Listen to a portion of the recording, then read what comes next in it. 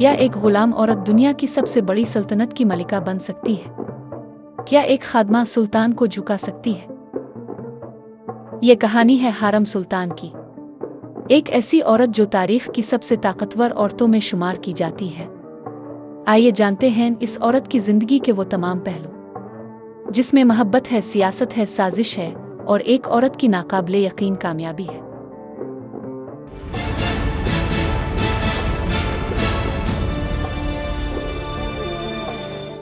हारम सुल्तान का असल नाम था अनास्तासिया।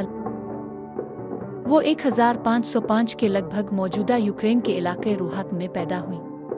उनके वालिद एक ऑर्थोडॉक्स पादरी थे, लेकिन जब उनकी उम्र सिर्फ 15 से 16 साल के दरमियान थी तो तातारी हमला आवरों ने उनके गांव पर हमला किया। उन्हें गुलाम बनाकर उस्मानी सल्तनत के दारुल हुकूमत इस्तांबुल लाया गया। उन्हें तुपकापी महल के शाही हरम में शामिल कर दिया गया। यह वो जगह थी जहां सिर्फ सुल्तान की कनीज़ें और बीवियां रहती थीं। यहाँ उनका नया नाम रखा गया हारम, जिसका मतलब है मुस्कराती हुई।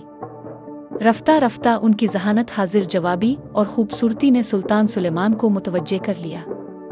वो सुल्तान की महबूबा, फिर शरीक हयात और आखिरकार सल्तनत उस्मानिया की मलिका बन गईं।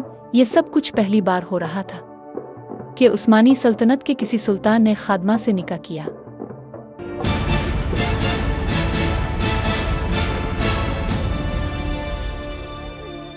अब बात करते हैं उन चंद वाक़यात की जो तारीख में पोशीदा है।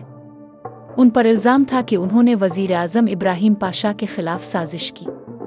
सुल्तान के वज़ीर आज़म इब्राहिम पाशा सुल्तान के करीबी दोस्त और इंतहाई बाइख्तियार शख्सियत थे, लेकिन हारम सुल्तान को उनसे इख्तिलाफ था।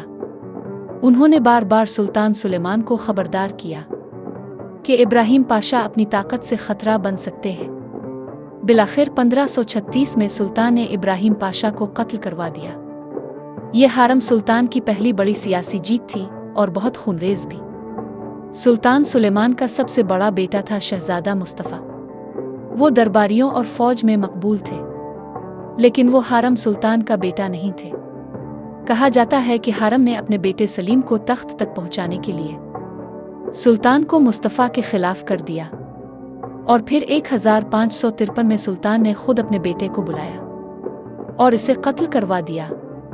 ये वाक़या उस्मानी तारीख के सबसे बड़े अलमियों में से एक है। सुल्तान सुलेमान और हारम के दरमियान सिर्फ सियासत नहीं बल्कि एक सच्ची मोहब्बत भी थी। दोनों के दरमियान मोहब्बत भरे खुतूत आज भी तुपकापी महल में महफूज हैं। सुल्तान उन्हें मेरी चमकती रोशनी कहकर बुलाते और हारम उन्हें मेरी जान, मेरी जिंदगी। ये मोहब्बत इस वक्त के बादशाहों में बहुत कम देखी गई। हारम सुल्तान ने सिर्फ सियासत नहीं की बल्कि गरीबों का भी ख्याल रखा। हारम सुल्तान ने मस्जिदें, मदरसे, यतीम खाने और अस्पताल बनवाए। उनके नाम पर हिस्की सुल्तान मस्जिद आज भी इस्तांबुल में मौजूद है। उन्होंने न सिर्फ सल्तनत की ख्वातीन को तालीम दी बल्कि हरम में इस्लाहात भी करवाईं।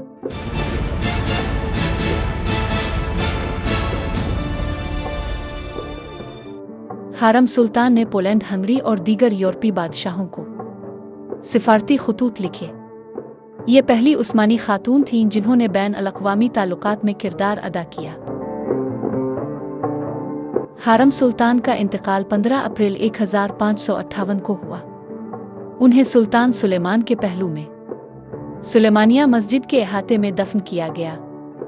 हारम सुल्तान ने अपनी जिंदगी में ही अपनी कब्र का मकाम तय कर लिया था।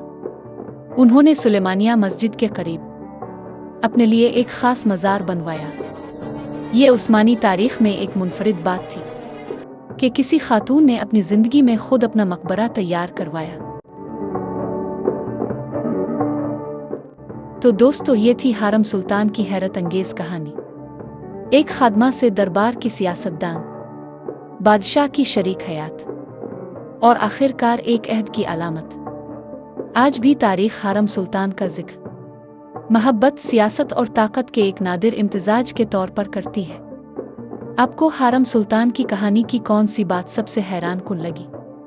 कमेंट में ज़रूर बताएं। वीडियो पसंद आई हो तो लाइक और शेयर करें। शुक्रिया।